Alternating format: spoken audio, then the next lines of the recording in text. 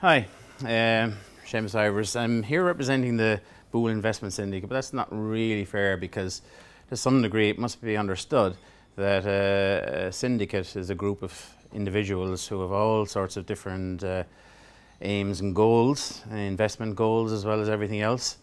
And so really it's very important you understand that when you're talking to a group such as that each of the group are thinking in different ways, of different histories.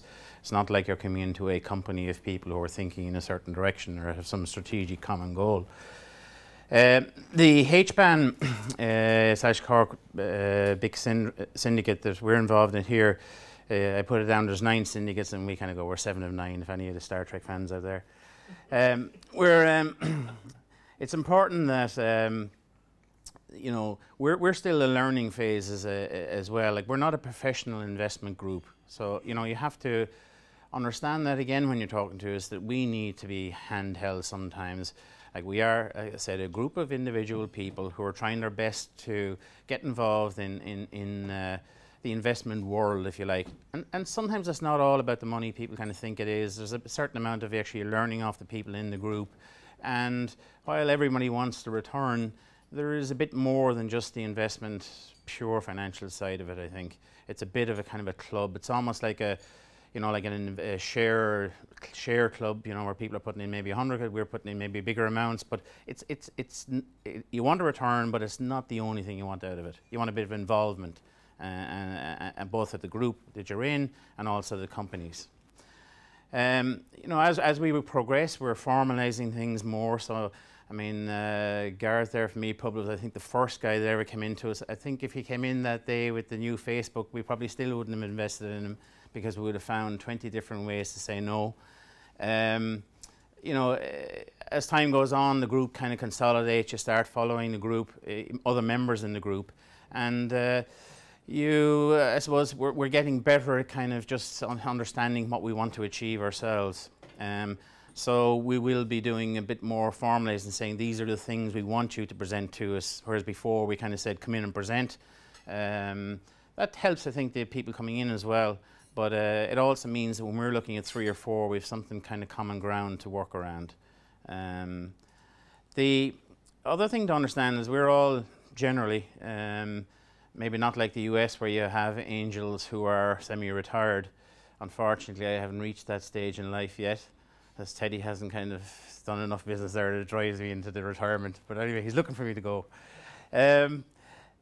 So you must understand, we're kind of here usually in the evenings. You have to follow up with people in the evenings or out of hours or lunch times or whatever. So it's very, you need to understand that we are not 100% focused on the investments. So that means you need to manage us somewhat. And all angel syndicates generally in Ireland are of that nature. You will get some, like the Dublin one just has people who are pretty much full-time in it. And that's a boon, because I did one investment up there, and it just means a lot easier for everyone involved, all the people who invest and the company receiving the investment. In terms of who we've invested in Cork, actually, I was told that by the HBAN group that we've actually done a reasonable number of investments compared to every other group that's out there. So we would have done sessions with Mingoa, who's here in the building. In that one, there's a technology that I'm not kind of into. It's more hardware based. But there was one of the investors was John Ryan, who was in college with me as an electrical engineer. And to some degree, I suppose, would have gone along with John's view on the thing. So again, that's a thing that happens in the investment syndicates. You tend, as you get more comfortable with the people, you tend to respect their opinion. So if they have strong views on something, they'll sway you. Whereas in the early stages, maybe of us meeting, there was always somebody saying no, and you kind of, the no-sayers won out. And then as time gets on, you get more comfortable with people, and the yes-sayers will tend to kind of swing people with them and bring people along. And that's a better way to have it. Other ones, Tree Metrics, who you've probably a lot have heard of because they seem to have done a good job of getting their name around the place. And it's also something that everyone understands. They're going to create a database, global database of trees, okay? Effectively the Google of the trees world. So we've done that one. Forest, which is one I did with the investment, a couple of us actually here did with the group in Dublin. Hairdressing salon, a profitable company, 1,000 sites and expanding. So, you know, maybe not massive global domination of the hairdressing world, and some say I could do one bit of that myself. But anyway, it's a nice little company, a kind of, I suppose, a safe-ish bet in a sense, because they were profitable already, had a product, and we're going to the next phase. Delicious, which was mentioned already. Unfortunately, I put myself forward on that one in terms of publicity, and I got a lot of comments about food and my abuse of it. But anyway, and there were others, like other guys, and there have been air dryer reticence, and a few others. So we've done a fair number of them. Smaller investments. The important thing here to understand is that the deal size that we as a group at the moment will be looking at is somewhere in the 100 to 200k level. So VCs would tend to further up the line, they wouldn't be interested in 100k. But what we've done more recently is we've filled in jointly with investor groups. So like with Tree Metrics, we've gone in with a VC and supplemented the VC funds. We're just about to do 2 others with VCs at the moment. And to some degree that helps, because you can kind of rely on the due diligence somewhat of the VC, and given that we're busy, it makes it a bit easier as well. Okay. There are some great books and stuff available from HBAN, because they open my eyes, because I'm still a novice investor as such, just kind of dabbling, like I said, a step up almost from a share club, right? So instead of doing 100 quid, which means no one ever turns up on the night when you're buying shares, this kind of almost makes people turn up because the numbers are bigger. So these books actually have a lot of information in them. I'm not sure whether they make them freely available, but I'm sure if people ask, you can get them. And they're actually quite good at explaining, for someone definitely who has never done anything in this area before, and to understand what the investors are looking for and how to kind of go about getting it. Again, from an angel investment, it's important to understand it's not just the money.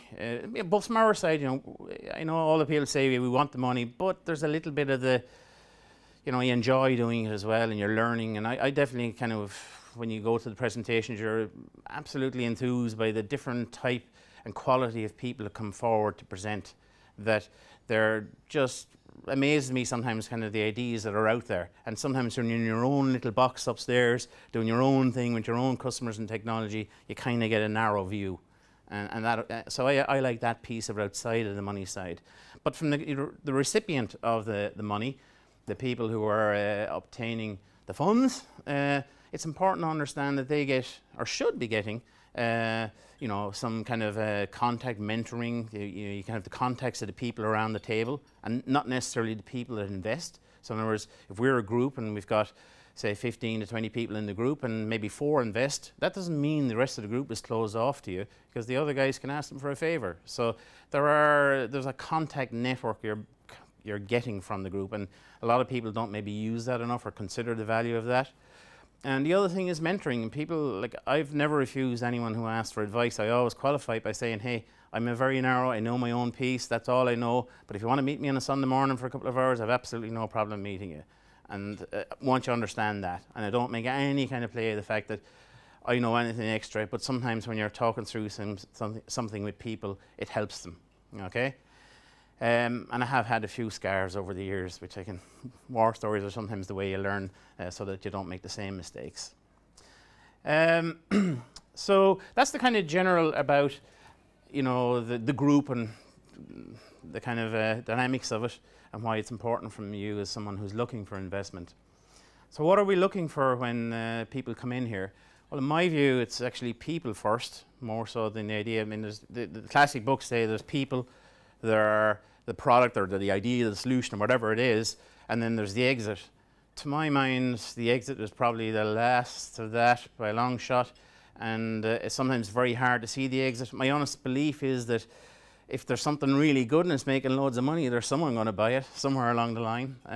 So to me, the exit is not as critical, as at least at the starting of the investment cycle, whereas I know everyone says you have to consider the exit. I consider it more in terms of, you don't want to be getting into a company that looks family. You want to see, will the people exit actually, is probably, to me, is most important. In other words, do you think it's someone where you're investing in a family firm, and in 100 years' time you'll be one of the, you'll be there with the grandchildren or the great-grandchildren still hanging on, and your kids will be there with shares? That's not what you want. So you need to kind of evaluate it. Will they release themselves from the company? and have they a desire from it, but the actual mechanism of when and where, it's harder sometimes to quantify that. At the start, they're not even sure where the business, I mean, quite often you invest the business will go this way, and you know, so I think the exit at the stage we invest in may be too early to be putting too big a higher priority on. In terms of, you know, to me, it's people first. What are the people involved like? How do they get on together in the presentation? Are they looking like they're together? Do you get a feeling that they're actually, the dynamic in the team is good? Because I do firmly believe in partnership approach to business because it helps to spread the load. But the worst kind of a business to get involved in when there's friction in the team already. And friction can happen quite early on. So if they've worked together before, they've done some other business, you know each other for a while, to me that all kind of helps in the process. And during the early stage conversations, you'll tend to be looking for that. And to me, it's as important as anything else, because it's like backing a divorce. You don't want to back the divorce. You want to back the one where they're going to stay together, work together, and all aim at the same direction. Otherwise, your funds are going to go in and you'll be paying the 2 divorce fees, not one, okay, or 2 sides of it. And the other thing, most common thing when we as a group come in, you kind of look around the table after the person goes out, did you actually understand what they were saying or what they were on about? You know, people sometimes just do not get across the message of what really the business is. Start off, give it very succinctly, and if you can't explain it in 4 or 5 lines clearly, then you're not kind of, haven't thought it through clearly. And like we've had people come in here and present, and you're kind of going, well, I think it was fairly bright, but I actually can't really get the gist of what they're trying to do, okay?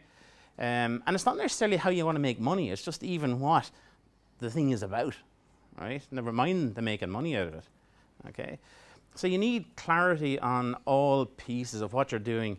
In other words, how much money you want, what are you going to spend it on, which nobody ever seems to kind of talk about really.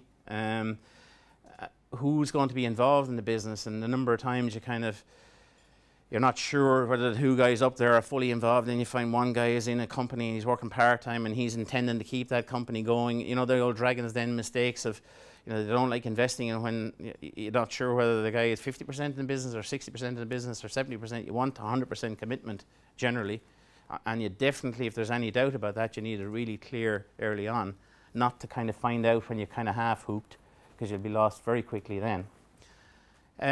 We'd like a clean structure. I know there's when you're in the early stages, documentation, standards, etc., not important maybe. But if you come in and there's no shareholder structure, nobody knows who's a percentage of all the friends and neighbours who've given money, and it's a complete and utter mess, it makes it very hard to invest. It's just, you know, you need to kind of get yourself prepared. And I would say Cork BIC does a lot of work in that, in terms of getting the companies investor ready, which means you can come in, tell a story, it's professional, it's got all the stuff there, and you don't waste everybody's time, because you'll kind of get 1 or 2 chances of this if you're lucky. You don't want to, you want to try and get the best foot forward at the start. And one that I use as a kind of a thing is, you know, how much do you need to know someone before you give your friend 100k or 200k? Like if you really sat down this morning to write down a check for whatever, 25k even, to a friend, how well would you want to know what they were doing before you give them the 25 grand check? No one could walk out the door like that. You know, so you need to kind of put yourself in the shoes of the investor. They do want to help and they want to invest, and maybe they're a little bit okay about delaying the return, but in the end game, they're giving you 25 or 50k. Our typical investments would be 25 to 50 per individual, 4 to 6 or 8 people max. And we also, I suppose, the corollary of that, we like to see skin in the game somewhere, that if you're going to, if the thing isn't going to go well, that you're well embedded in it, you've got meat in the game, you want to get in there, and you're going to work hard to get your return for the money you have invested, whether that's huge commitment on time, but ideally some element of financial commitment, or an explanation of why there isn't some financial commitment. And I suppose from things to do and not do, some very brief ones, I would think people should look at who is in the group if they can, try and find out who the people are, because if you can come in and you know something about their experience, you might be able to position it in terms of something that they understand and know.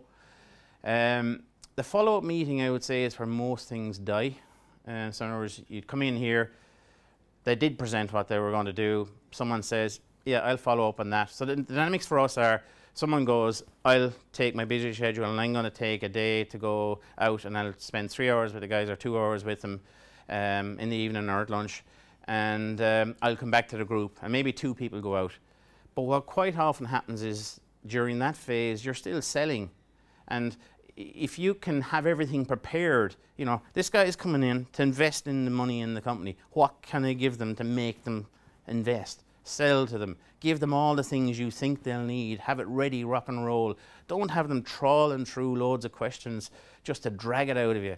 Have it kind of where you're dynamic and you're there and you're feeding that. You've already kind of anticipated.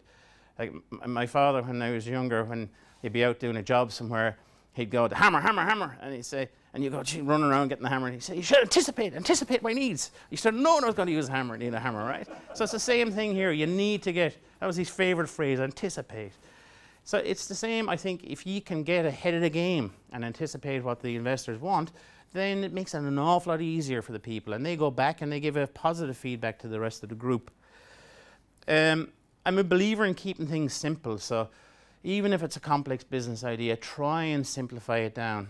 Like I often say to my own guys, we run the business on 7 numbers, 3 ins, 4 outs. Keep the 3 ins low, the 4 out, sorry, the 3 ins big, the 4 outs low, and you're in the game, right? And then, okay, it's what are the 3 ins and whatever. The 4 outs are always the same people, office, whatever, okay? The thing not to do is not to go in too much into valuations or overvalue, at least in the early stages. You know, the values will be arrived later once they get to know you and some realism creeps in. But, and I know H-fans sometimes ask for that, but don't go madly into it. Don't give loads and loads of financial numbers and spreadsheets and PowerPoints and all the rest, which nobody can read anyway, because that just kind of go, you know, you're kind of there and half the room is gone on you, right? It's important you kind of keep the life in the presentation and give the high level numbers. Nobody believes the son of guns anyway, right? So someone, you know, well, the worst one is where you have, you know, you're going to be the next Facebook and you're going to have 10 billion in 5 years.